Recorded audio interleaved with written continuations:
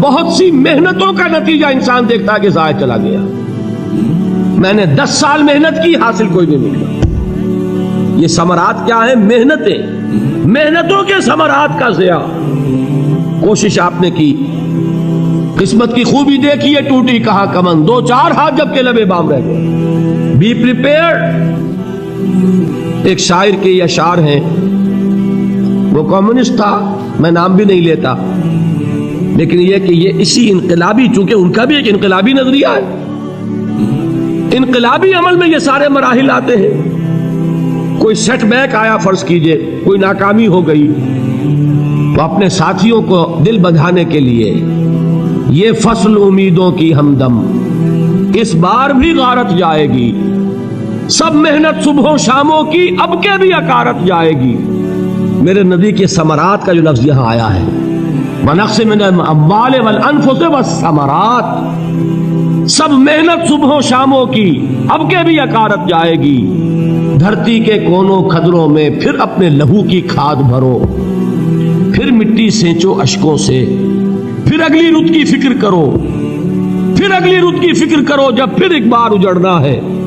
ایک فصل پکی تو بھر پایا، تب تک تو یہی کچھ کرنا ہے.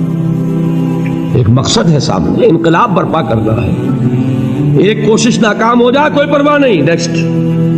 پھر تیار رہو ناکامی کے لیے. ایسا نہ ہو جو انگریزی میں کہتے ہیں hope for the best but be prepared for the worst. ایسا نہ ہو کہ دوسری مرتبہ ناکام ہو کے بددل ہو جاؤ، تمہاری ہمتیں جواب دے جائیں. نہیں، پہلے سے تیار رہو کہ دوسری مرتبہ بھی ناکامی آئے تو آئے، لیکن جب تک کہ کامیابی حاصل نہیں ہوتی ہمیں یہ کام کیے چلے جائیں. دیکھیے سیرت میں آیا کہ نہیں یہ واقعہ؟ بدر میں مسلمانوں کو فتح ہوئی تو احد میں زک پہنچی کہ نہیں؟ 70 صحابہ شہید ہوئے کہ نہیں؟ اگر ان کی ہمتیں جواب دے جاتی تو گاڑی کیسے چلتی آگے؟ تو فرمایا وَلَنَبْلُوَنَّكُمْ بِشَيْءٍ مِّنَ الْخَوْفِ وَالْجُوعِ وَنَقْصٍ مِّنَ الْأَمْوَالِ وَالْأَنفُسِ وَالثَّمَرَاتِ.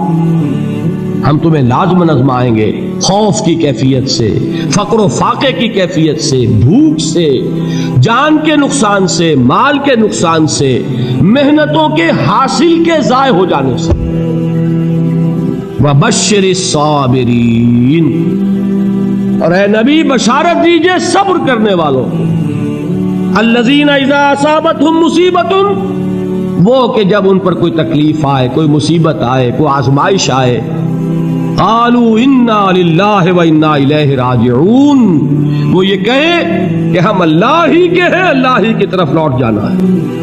یہ وہی انداز ہے جو میں نے فارسی کا شعر سنایا تھا آپ کو کہ سرے تسلیم خم ہے جو مزاج یار میں آئے. وہ ہمارا مولا ہے، ہمارا آقا ہے، اگر اسے یہی منظور ہے تو ہمیں بھی یہی منظور ہے.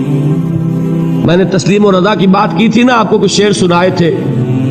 ایک شعر اور سنیے، اور یہ کس کا ہے؟ محمد علی جوہر کا.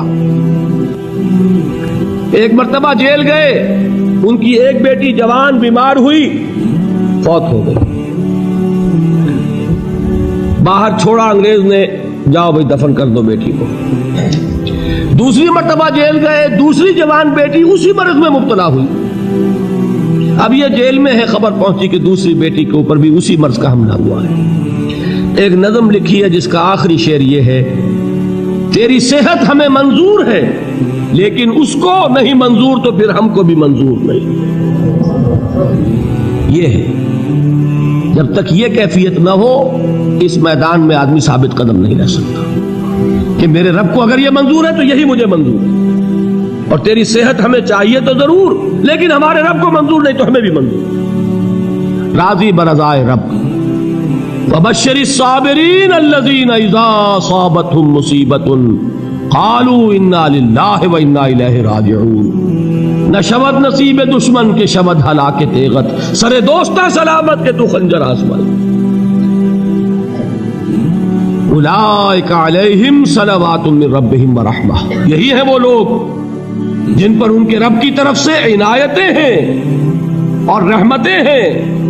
وَأُولَٰئِكَ هُمُ الْمُهْتَدُونَ، اور یہی ہے وہ لوگ جو کامیاب ہونے والے ہیں، ہدایت پانے والے، ہدایت یافتہ.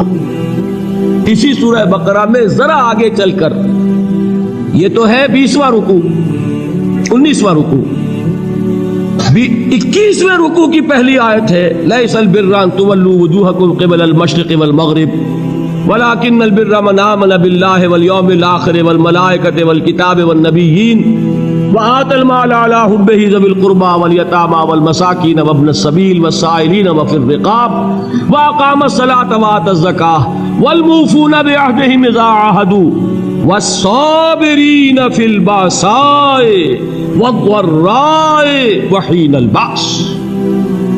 اب یہ آیت جو ہے سورۃ العصر میں جو مضامین آئے تھے سارے اس میں موجود ہیں۔ وہاں ایمان کا لفظ آیا، یہاں 5 ایمانیات کی تفصیل آ گئی، اعمال کی تفصیل آئی، اور آخری بات وہاں کیا ہے، وتواصوا بالصبر، اور یہاں کیا ہے، والصابرین فی البأساء والضراء وحین البأس، اور صبر کرنے والے، اصل نیکی ان کی ہے جو صبر کریں، کس میں؟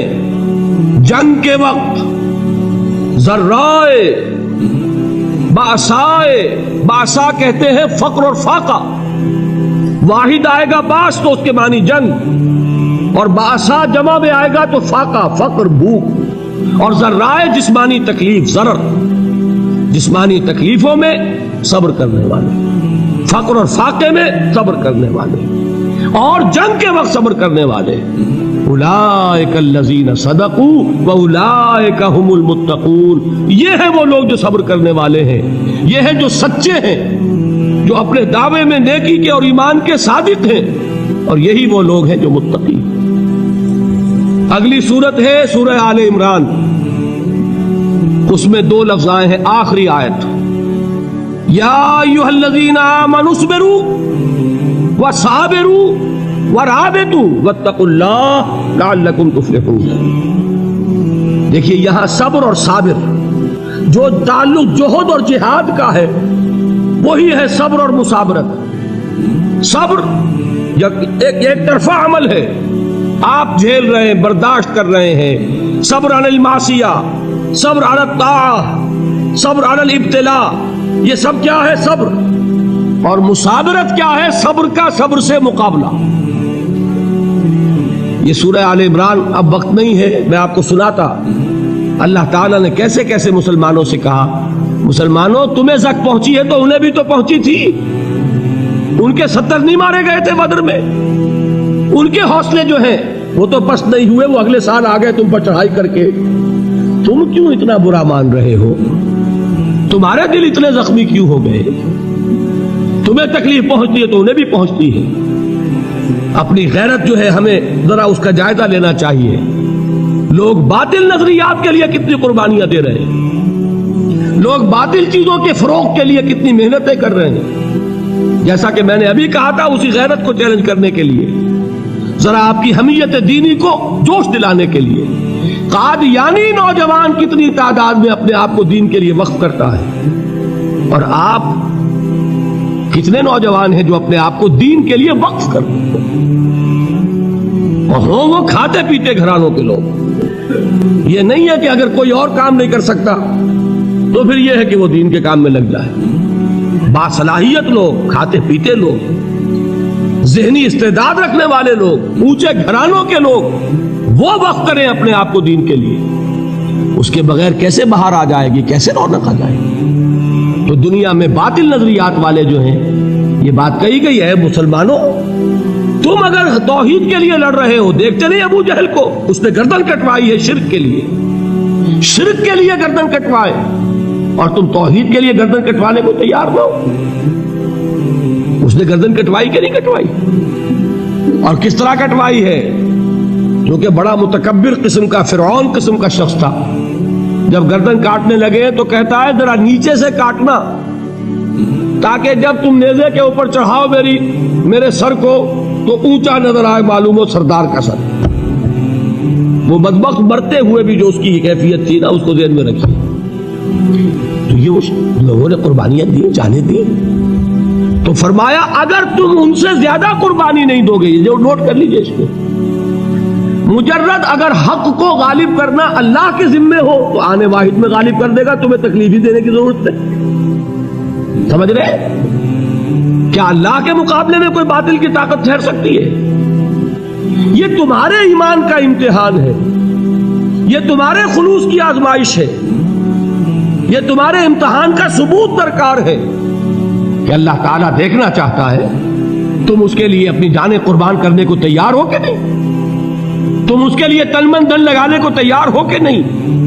اور یہ جان لو کہ اگر کفار اور مشرکین اور ملحدین اور باطل نظریات والے وہ جو کچھ قربانیاں اپنے باطل نظریات کے لیے دے رہے ہیں ان سے زیادہ اگر تم نہیں دو گے تو حق غالب نہیں ہوگا۔